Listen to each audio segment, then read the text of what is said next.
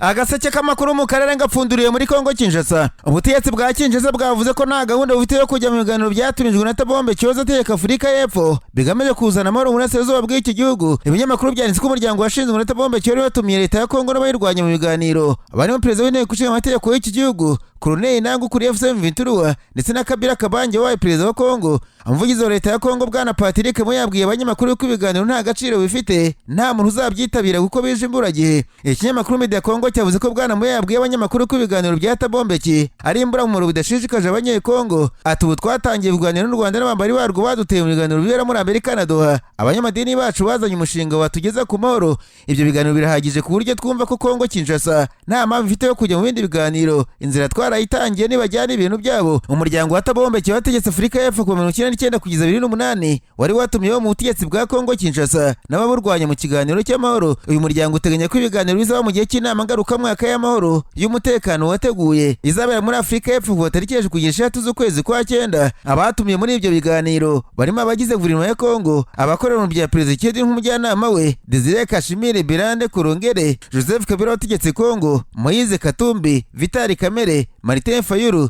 Colonel Nangu F7 Thomas Rubanga, abo muri sosiyete sivile n'abanyamadini. Bigaragara ko ikigamijwe mu ibyo biganiro no gufasha ubutegetsi bwa Kongo n'urwanya gukemura amakimbirane bitewe n'ibibazo byinshi biri muri iki gihugu birimo n'ibijyanye n'umutekano, ubukungu n'imibereho y'abaturage. Mu gihe leta ya Kongo n'urya F7 bikomeje guhangana, mbere yagaragaje kenshi ko umuti w'aya makimbirane atari gukoresha intwaro ahubwo ari ibiganiro bya politiki biganisha ku kubahiriza amasezerano asinywe mbere. Mbere yagaragaje ko aya makimbirane akomoka ku cyemezo umuti sosiyete ku bategetsi Kongo Kinshasa yafashe cyo kwirukana abanyekongo bavuga ikinyarwanda bita abanyarwanda. Muri Werurwe mwaka mbere yahuriye na Kabila muri Afurika y'Epfo baganira ku mpamvu z'amakimbirane muri sezo bwa Kongo. Bemeranya ko ibiganiro bya politiki buza abanyekongo ari byo byayakemura. Patrick Mo na perezida wa Kongo bavuga ko umuti wambaye kije ukererewe bityo kutagikenewe mu gihugu. Icyakora amakuru yavuze ko ikigo CF cyo muri Amerika cyakira intumwa z'u Rwanda n'iza Kongo Kinshasa mu rwego rwo kureba uko ibigo muri Amerika byashora imari mu ibi bihugu. Abari muri iyi nama yo ku rwego rwo hejuru barebeye hamwe ko aba ubufatanye mu kubyaza umusaruro w'agaciro ese ikeneye cyane muri iki gihe akaboneka mu Rwanda no muri Kongo Kinshasa. CF yavuze ko gushyira mu bikorwa amasezerano y'abaherutse gusinywa hagati y'u Rwanda na Kongo mu rwego rwo kugarura amahoro mu karere bizafungura amahirwe menshi y'ishoramari muri bihugu mu cyiswe Regional Economic Integration Framework. Biriya biganiro byibanze ku kureba uko urwego rw'abikorera muri Amerika rwashora imari kugira ngo ubukungu buri mu Rwanda na Kongo bimbarutse y'iterambere mu karere k'ibiyaga bigari aho kuba intandaro y'intambara z'urudaca. Ibiro bya leta ya Amerika kuri Afurika byavuze ko inama yitabiriwe na Jonathan Pratt, umwe mu bayobozi babyo, akaba yaragaragaje ko Perezida Trump afite icyerekezo cy'amahoro muri kano karere binyuze mu kugashora imari ifatika ya Amerika. Pratt yabwiye abari muri iyi nama ko umugambi wo guteza imbere akarere k'ibiyaga bigari uzaterwa n'uburyo bireba bazashyira mu bikorwa amasezerano y'amahoro yasinywe i Washington muri Amerika hagati y'u Rwanda na Kongo Kinshasa. Ibi biganiro byatangiye gutanga umusaruro kuko tariki 28 Kanama Trinity Metals itunganya Wolfram mu bya Nyakabingo mu karere ka Rulindo mu Majyaruguru y'u Rwanda yagiranye amasezerano y'ubucuruzi n'uruganda GTP cyangwa se Global Tungsten and Powders rwo muri Amerika. Hashingiwe kuri aya masezerano kandi Trinity Metals ibinyujije muri sosiyete ya Traxxas yatangiye kohereza muri Amerika Wolfram itunganyije kugera ku 68%. Ibiro ry'agaciro rizajya ritunganywa kuri 99.9% ryifashishwa mu gukora ibikoresho by'indege n'ibya gisirikare. Leta ya Kongo Kinshasa yamaze kuvuga ko Bold Metals y'abanyamerika impushya zo gucukura no gutunganya amabuye y'agaciro mu 700 bimerere muri teritwari ya Mano mu ntara Tanganyika ndetse n'amaremba nkuru muri Horumami. Nyuma y'amezi agera kuri 2 amasezerano ya Washington asinywe, abagenzuzi basanze byashyizwe mu bikorwa bigera kuri 47%. Mu bitarashyizwe mu bikorwa harimo ikintu cy'ingenzi cyo guhagarika imirwano ku mpande zombi.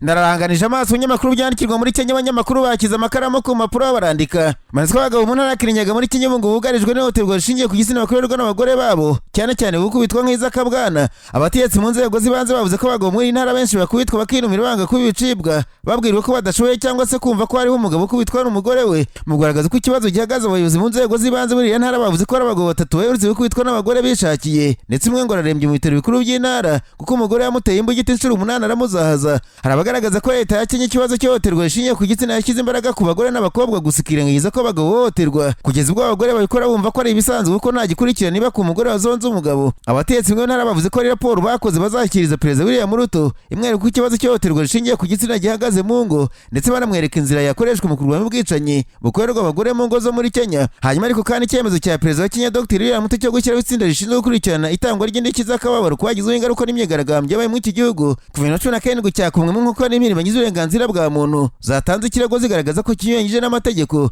Izi mpirimbanyi enye zatanze ikirego cyamagana icyemezo cya perezida Ruto tariki 27 Kanama, aho zagaragaje ko yarenze ku mabwiriza agenga itegeko nshinga rya Kenya agatanga akazi mu buryo bunyuranyije n'amategeko. Bagaragaza ko Ruto yarenze kuri amwe mu mabwiriza ari mu itegeko nshinga ku ngingo y'34 isobanura ibyo perezida wa Kenya bafite ububasha ndetse n'ibyo adafite ububasha bwo gukora. Bakomeje bagaragaza ko perezida Ruto yakoze amakosa yo guha akazi cyangwa se gushyiraho itsinda ry'inararibonye rishinzwe gukurikirana itangwa ry'indishyi z'akababaro ku bagizeho ingaruka n'imyigaragambyo. Mu itangazo bakizahanze bavuze bati dukurikije ibikubiye mu ngingo y'34 y'igika cya 4, perezida Ruto ntabwo afite ububasha bwo gushyiraho inzego nk'izi ngizi zishinzwe kugenzura itangwa ry'indishyi z'akababaro ndetse n'ibindi.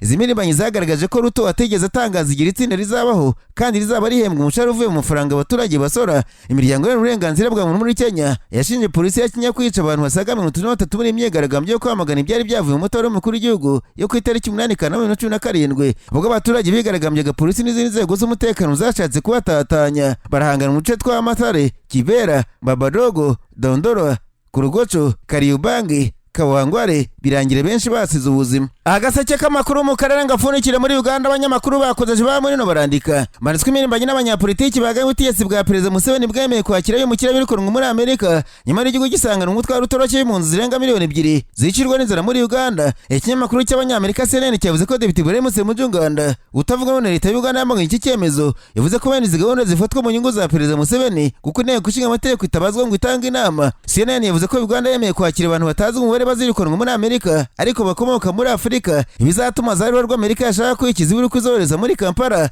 Hari impirimbanyi z'uburenganzira bwa muntu zavuze ko Uganda itakabaye yakira abo bantu kuko isangana mu mugogoro w'impunzi z'abanyekongo n'abanyasudani y'epfo bahunze intambara bicira isazi mu jisho mu gihugu, bakavuga ko amasezerano y'abafite inyungu zihishe kuba afite ubutegetsi gusa. CNN yavuze ko bitangaje kuba igihugu kiri mu byanyuma bikennye cyane ku isi cyemera guheka umusaraba Amerika nk'igihugu gifite ubukungu bwa mbere ku isi idashaka guheka, bagasanga hari ikibyishimo uko byagenda kose. Uganda isanzwe ivuga ko kwakira abantu ibihugu byanze mu mahanga ko muri 2018 byavuze ko abanyasudani n'abanyariteri birukanwe muri Israeli babarirwa mu bihumbi baje muri Uganda, nabwo ngo hatanzwe kavagari k'amafaranga mu ibanga. Abarebera hafi politiki ya Uganda bavuze ko igihugu kwakira abo bantu Amerika yirukana ku butaka bwayo bishobora kuzagira ingaruka mu matora ya perezida umwaka utaha mu kwezi kwa mbere. Abasengura politiki ya Uganda baribaza ikintu cy'abagituma Uganda icumbikiye miliyoni 2 z'impunzi ishaka kwakira abantu Amerika idakeneye bakaberwa ikibyisho nyuma.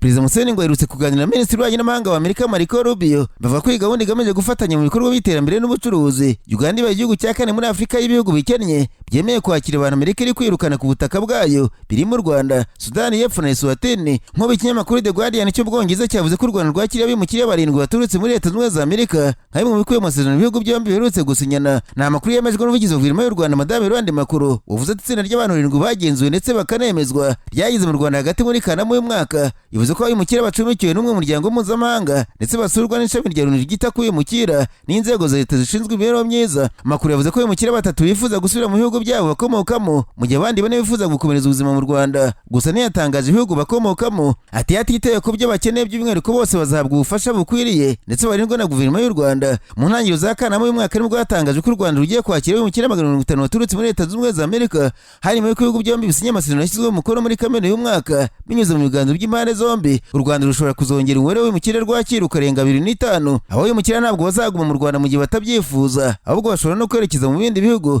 Nta mwimukira u Rwanda ruzakira afite igihano agomba kurangiza muri Amerika kuko ibihugu byombi bidafitanye amasezerano yemerera imfungwa zakatiwe mu gihugu kimwe kurangiza igihano mu kindi gihugu. Abazakirwa ni abarangije ibihano byabo, abadafite ibyaha bakurikiranweho ndetse n'abatarakoze ibyaha byo guhohotera abana. U Rwanda rufite uburenganzira bwo kwemeza buri mwimukira basabiye kuzanwa mu gihugu cy'u Rwanda. Abemejwe bazajya bahabwa amahugurwa y'umurimo, serivisi z'ubuzima ndetse n'abo kuba kugira ngo batangire ubuzima bwabo mu Rwanda banagira amahirwe yo kugira uruhare mu rugendo rw'iterambere ry'iki gihugu. Ikindi ni uko Amerika izagenera u Rwanda inkunga nubwo ibijyanye n'ingano yayo cyangwa se indi miterere yayo bitaratangazwa neza kugeza ubu.